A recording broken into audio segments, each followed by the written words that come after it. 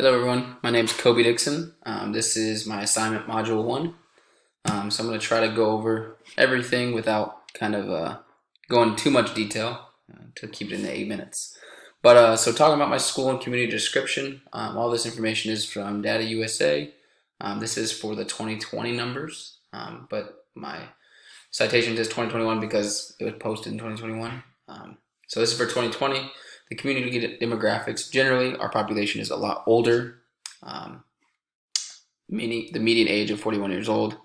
Generally, our Newton has a 75% white population, 17% Hispanic, 2% or less than 2% Black or African American, and then the other 6% is other ethnicities and races. They are a very poor community. The median household income is $56,729, and the poverty rate is at 10.8%. As a school, the demographics, there's about 489 students total, 228 of those being male students, 262 being female students. Generally, for the school organization and climate, before the new administration, CMS had a really bad representation around town. Nobody liked CMS. The students felt like they didn't learn. They felt like they were in trouble all the time. Lots of different things kind of came out. But then we got new administration. This is my second year there, so this is year 3 for admin. So I've only ever had these admin.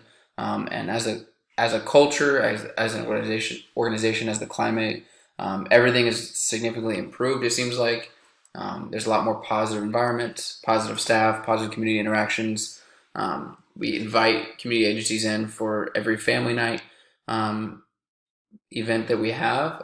We invite them in for parent-teacher conferences. We invite them in to come in once or twice a month to hand out candy or snacks to our students before school starts on a Friday.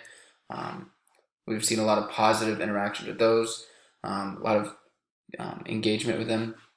And then, of course, our test scores have increased over time the last couple years. COVID obviously dropped a lot of test scores, but if you look at the actual numbers, we've seen a steady incline in numbers for a little bit. And then our student behaviors and referrals have decreased significantly. So we're really positive about all of the change that's taking place at CMS, at Chisholm Middle School. As far as the students, the background of them, just like the community, majority is white, but the percentage is actually lower within our specific building for 7th and 8th grade students. So that's 60.5% white, and then there's an increase in Hispanic ethnicity being at 29% of our students, and then multi-ethnic is 5%, and then the other 5.5% is represented between Black, American Indian, or Alaska Native, or less Asian, and those are 10 students or less. So just so you know. And then the home language, typically most students speak English. Some of them utilize a little bit of Spanish when they're at home, but for the most part, everyone speaks English.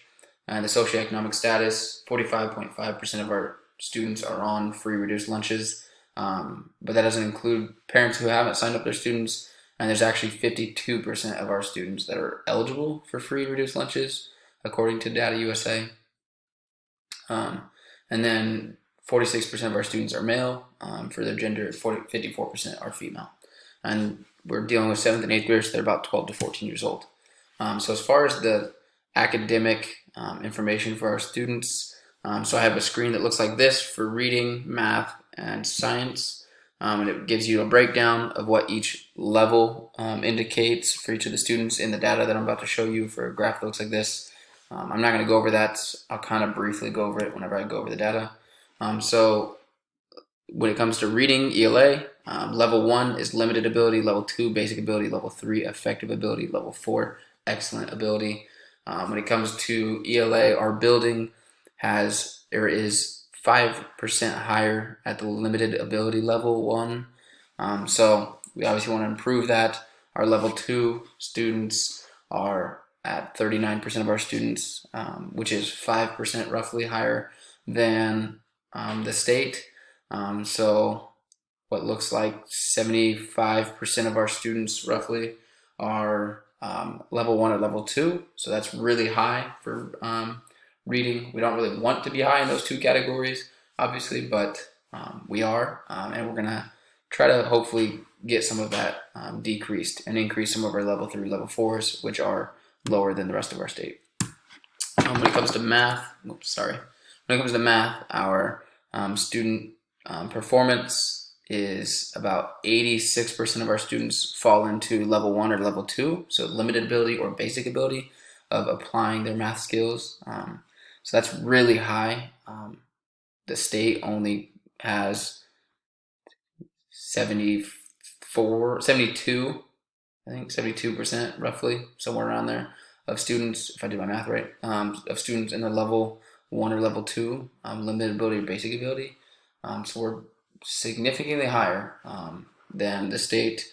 So we want to definitely decrease that. So we need to implement some things to hopefully move some of our students into the effective ability or excellent ability.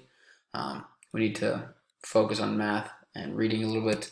And then when it comes to science, that's our most comparable or relatable subject when it comes to student performance compared to the rest of the state. We have more students in the limited ability, the level 1. As you can see, we have 46% almost, and then they have in the state there's 37%. So we're a little higher than the state when it comes to level 1, but when it comes to level 2 and level 3, our numbers are pretty close, within what looks like 1% for the level 2 basic ability, and within 1 to 2% in the level 3 effective ability. So we're doing really good with science as far as staying comparable to the rest of the state. Our students perform a little bit better in science. It just looks like our low students are performing a lot higher, or we have a lot more low students than we do excellent students. So our excellent ability. So we want to make sure we try to move some of these students more to the right of that scale, hopefully to increase our state academic performance. And then when it comes to social studies, we don't test for social studies. So all that information is from KSDE, the report card, some of the academic breakdown. So when it comes to educational options, we actually have a lot of options that most schools probably provide, but so we have general education classes, special education classes, and IDD classes. So IDD only represents 8 or less students. Special education represents 70 students, and then general education is all of the other students. But there are some students that are not recognized for their learning disabilities in the general education classes still, and we're trying to work through some of that. Testing accommodations and learning accommodations. Generally, every school district probably provides a lot of these, but specifically with our students, some of the most common ones that we provide are for testing accommodation, just closed notes, questions read aloud in separate testing environments, whether that's a small group or a private testing environment, or learning accommodations, same thing as the testing ones. And then additionally, they also have preferential seating is a big common one, frequent breaks, more like extended allotted time for the due dates, and then sensory tools and individualized grading is very common for learning accommodations for our students. Overall, and I know I've gone over time a little bit, so I'm going to try to wrap this up. Overall, as far as my reflection, I was not surprised with the data. A lot of our students are struggling with their test scores and their ability to learn, and I think that's partially because of COVID. I think everyone can say that, but also just in general, I think based on our representation, our demographics of our population of Newton, we're working with some poor or lower class families, so we're trying to provide the best education that we can for them and their abilities to learn. So along with that, some of the resources that I kind of really got the most from, one of the biggest ones was the video. I'm going to look at my references real quick. One of the videos, Malcolm Gladwell's Choice, Happiness, and Spaghetti Sauce. Ironically, that video spoke to me the most because I was able to reflect on my teaching aspects, what my perception is on teaching. So he mentioned the horizontal segmentation of the spaghetti sauces in variety in that video, but you can put that towards education. We need to provide a horizontal plane of accommodations and adjustments to help our students with their educational endeavors. So if we focus on providing all the horizontal segmentation, that horizontal plane, We really can't have good or bad accommodation adjustments because each individual accommodation or adjustment is really directly for a specific student or group of students that it was designed for. We cannot have a one-size-fits-all solution to education for each of our students. We really need to focus on providing as many opportunities for our students and continue doing that so that we can provide every student the one opportunity at least to succeed in their education. And I think that's a good way to look at it. You can't do a one size fits all. That's the biggest thing. You really need to allow plenty of opportunities so that all students from all backgrounds, with all the different factors that affect their ability to learn, to have the most success. So thank you so much. I really enjoyed this project. It allowed me to reflect on a little bit of what our students are currently doing, and what their backgrounds are, and what we're doing to hopefully accommodate or help for some of those factors. Thank you so much.